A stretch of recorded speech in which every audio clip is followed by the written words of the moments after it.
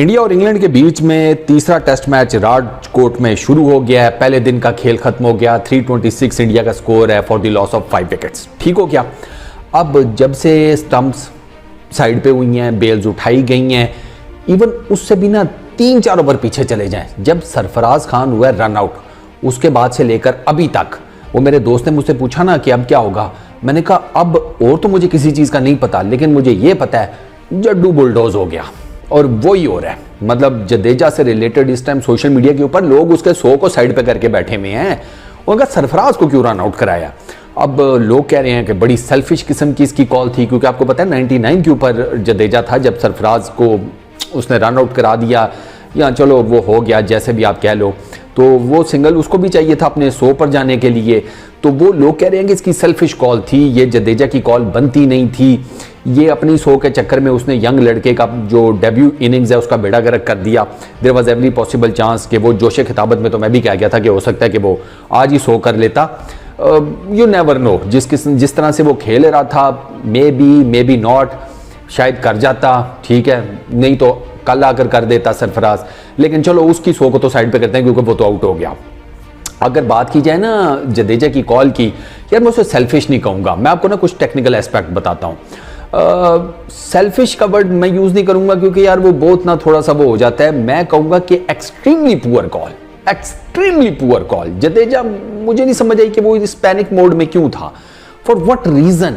मतलब ठीक है यार कि तुम एक सेंचुरी के करीब हो, बट स्टिल यार चीज़ें तो नज़र आ रही होती है ना। मैंने आपको बताया कि सरफराज के बिल्कुल साथ तो फील्डर खड़ा था, आप उस तरफ ऑन साइड के ऊपर सिंगल कैसे, मिड ऑन के ऊपर वुड खड़ा था, एंडरसन आपको बॉलिंग कर रहा है, और बेसिकली तो रन आउट इसी तरह हुआ ना कि सर उसने जनाब शॉट खेली है इसकी तरफ, डिफेंसिव सी मतलब पुश ही किया हल्का सा वुड की तरफ मिड ऑन पे, और जडेजा ने कॉल कर दी, लेकिन उसे फौरन से पता चल गया कि मैं नहीं पहुंच पाऊंगा, उसने नो कर दिया। लेकिन बाय द टाइम जब नो उसने किया, सरफराज एक तो विकेट से बहुत ज्यादा आगे निकल चुका था, ऊपर से वुड ने डायरेक्ट हिट मार दी, और डायरेक्ट हिट मोस्टली आपको पता है बैटर्स को ले जाती है, तो सरफराज बेचारे के साथ ये हुआ। 62 किए सरफराज ने 66 बॉल्स के ऊपर, 9 चौके 1 छक्का, 93.93 का स्ट्राइक रेट।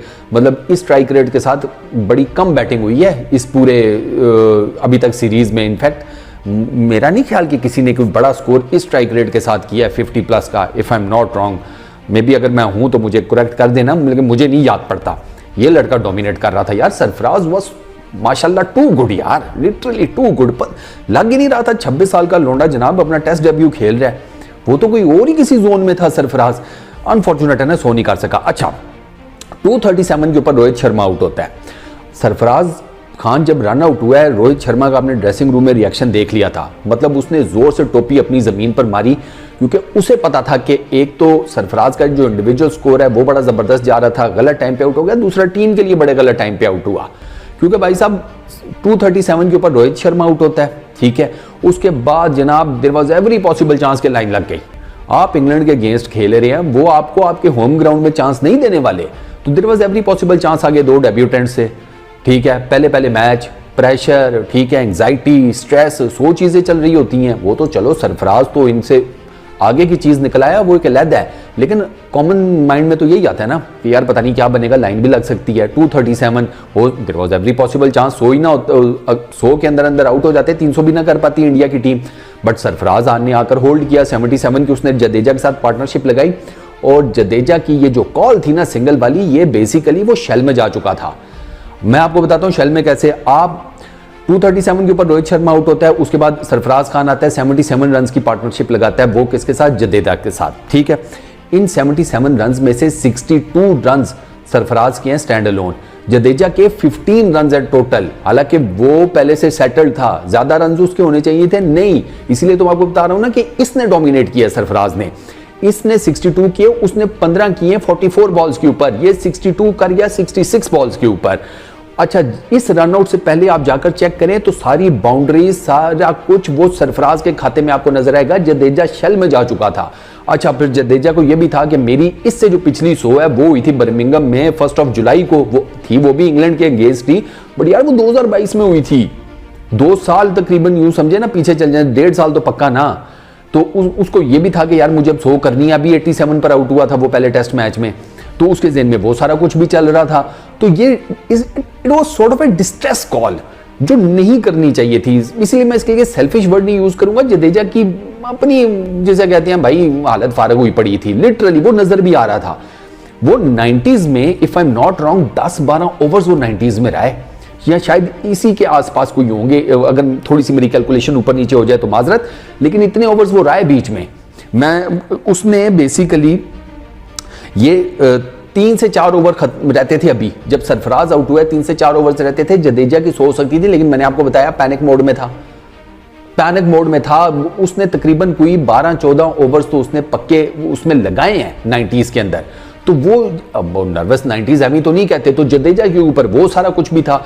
इसी वजह से वो इस चक्कर में था कि मैं किसी तरीके से कुछ सिंगल निकाल लूं, मैं 3 फिगर्स में चला जाऊं।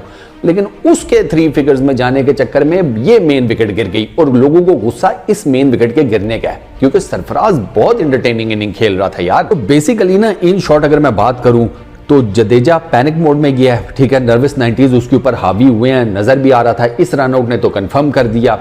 वो 3 फिगर्स में जाने के चक्करों में उसने बस एक गलत कॉल उसके मुंह से निकल गई। सरफराज उस गलत कॉल की भेंट चढ़ गया और बेचारा 62 के ऊपर आउट हो गया। रोहित शर्मा का जो रिएक्शन था वो डेफिनेटली आना ही था, क्योंकि वो भी एक्सपेक्ट कर रहा था कि सरफराज कोई बड़ा स्कोर करेगा, वो भी 3 फिगर्स में जाए, अपने डेब्यू के ऊपर 100 करे। इंडियन क्रिकेट टीम के लिए टेस्ट खेलना और उसके बाद अपने टेस्ट डेब्यू में ही 100 करना बहुत बड़ी बात होती है। चलो, सरफराज के पास अभी एक सेकंड इनिंग्स का तो मौका है, लेकिन ये ना बेसिकली टेक्निकल एस्पेक्ट है जो मैंने आपके सामने रखा है। रोहित शर्मा का आउट होना, उसके बाद इन लोगों की पार्टनरशिप लगना, और वो भी जिसे कहते हैं पार्टनरशिप उस पर्टिकुलर टाइम में लगना जब एक सिचुएशन ऐसे लग रही थी कि शायद लाइन ना लग जाए, वो डेब्यूटेंट्स फिर टेल शुरू हो जाए एंड ऑल दैट स्टफ। फिर उसमें सरफराज की इतनी बेहतरीन इनिंग्स खेलना और उस पार्टनरशिप में खुद से डोमिनेट करना। वो जो सेटल्ड प्लेयर है वो बैकफुट पे चला गया, उसके बैकफुट पे जाने की वजह से उसके ऊपर प्रेशर क्रिएट हुआ, उस प्रेशर की वजह से उसने वो गलत कॉल कर दी। तो ये सारा कुछ ना हुआ है। तो बस यार, क्रिकेट है, क्या किया जा सकता है। कोई नहीं, अब जडेजा को गालियां शालियां मत दें, 100 तो उसने भी किया है, तो रिलैक्स करें, कोई नहीं। इंडिया की अभी पोजीशन मजबूत है, 326 है, 314 के ऊपर आउट हुआ है अपना बच्चा। और उसके बाद अब आप देख लें कि 10-12 रन बने हैं। तो चलो कोई नहीं, अब कल देखते हैं इंडिया किस स्कोर के ऊपर फिनिश करता है, और उसके बाद इंग्लैंड को बॉलिंग किस तरीके की करते हैं। इस वीडियो में इतनी, अपना बहुत ख्याल रखिएगा। नेक्स्ट वीडियो में मुलाकात होगी। Peace out.